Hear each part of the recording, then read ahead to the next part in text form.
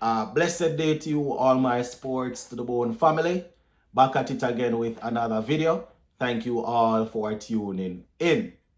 So, it's the morning after another defeat. Obviously, we're not getting what we want from the first team players. So, we're going to spend some time in this one to take a look at the West Indies A and the West Indies Academy. Right? We see where the West Indies Academy, they are going up against Sri Lanka emerging players. And we have the West Indies A going up against South Africa A. So we're going to spend some time and take a look at the scorecard. Just give a listening ear until the end and let me know your thoughts in the comment section. So West Indies A versus South Africa A going into day 2, right? West Indies A batting first. They were bowled out for 220. 220 were bowled out for. South Africa, they finished off day 1 on 44 for 2. So they are trailing us by 176 runs with 8 wickets in hand. Now let's take a look at the batting for West Indies A. Craig Brathwaite and John Campbell, they opened the innings. It's a possibility that those are the two players we will see at the top of the order when we go up against Australia. Right, Craig Brathwaite scored 35 from 54, 8 fours. John Campbell, he got 18 from 42 with 2 fours. Right, so those were the two guys there at the top. Now, coming in at number 3, we had Kevlan Anderson. Kevlan Anderson, he scored 2 runs, 2 from 15.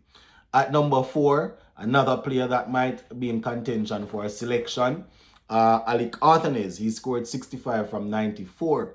And in that, he had 8 fours and 2 sixes. So, I can call it an attacking knock there from Alec Arthanes, 65 from 94.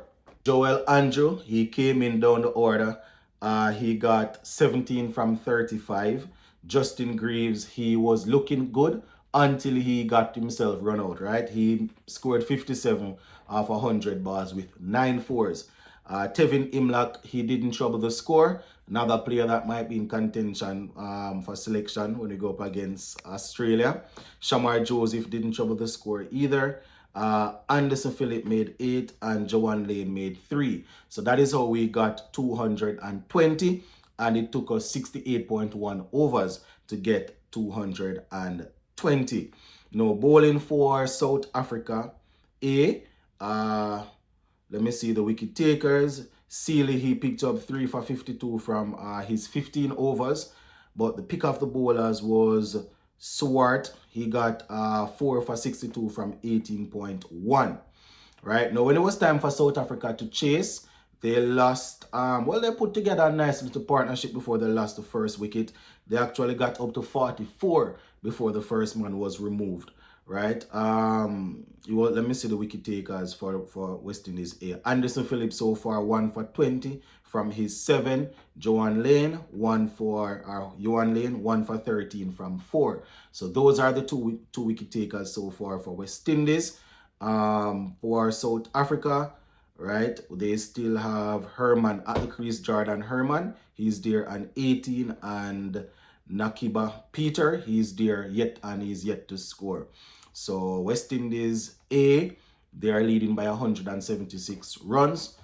South Africa, they have 8 wickets in hand as they look to overhaul that total there. So that is how things are looking in that West Indies A versus South Africa A game. And as I said, that was the first day. So today they will be day 2. So things I could say evenly poised so far. Now West Indies A versus West Indies Academy versus Sri Lanka emerging players. That game is a bit that game is ahead of the West Indies A versus South Africa A. They're actually going into day 3 today. So South Africa, Sri Lanka emerging players batting first. 292 all out in their first innings.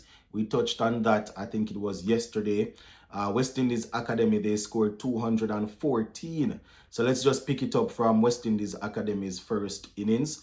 214, Akeem Ogi is getting 41 from 57. Justin Jagasar failing to score. Joseph, he got 17 from 41. Bishop, the captain, he scored 15 from 33. Tuckett, the wicketkeeper batter, he scored 30 from 32. Clark, he got 42 from 55. Joshua Bishop, still don't understand why he's still playing with the West Indies Academy. He got 24 from 30. Nathan Edward, he scored 19.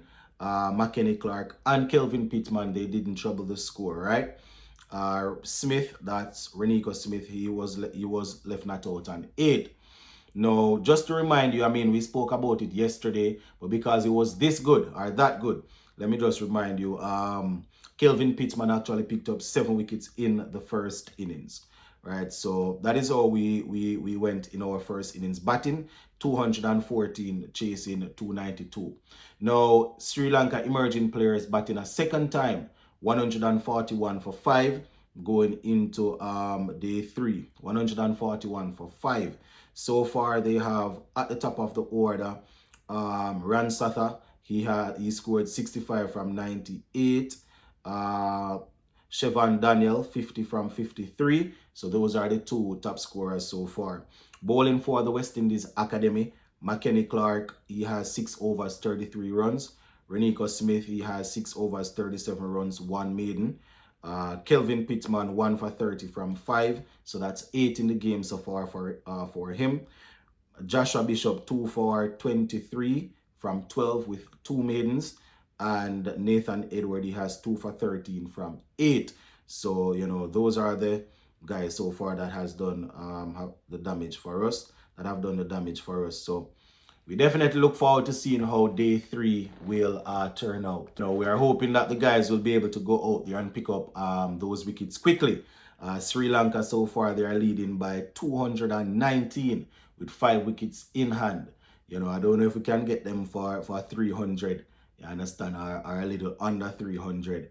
And then we'll have the rest of whatever amount of time we have remaining today and tomorrow, Tuesday, to try and chase it. But that is how it's looking, my people. We are very busy. West Indies cricket in general. You know, the women, they just finished off with England. The men, they are playing against England. And we have the West Indies Academy and West Indies A teams also in action. The only sad thing about it, doesn't seem as if we are winning anything, boy. But a lot of cricket is being played. Whole lot of cricket is being played. It's just that we're finding it extremely difficult to win anything right now. But gonna leave it right there. Continue to stay tuned. Later on, I have a little bit I have some stuff to say about Test cricket. You know, we see where Andre Russell is weighing in on Test cricket and whether or not the lucrative contracts, you know, whether or not they are playing a role. You know, about a month or a couple months ago, we see people coming out and saying that, boy, right now it's not because of the money. It's because there's no more interest. Not a lot of interest is in Test cricket, so people aren't playing because of the money. We're going to talk about it later, my people. Big up.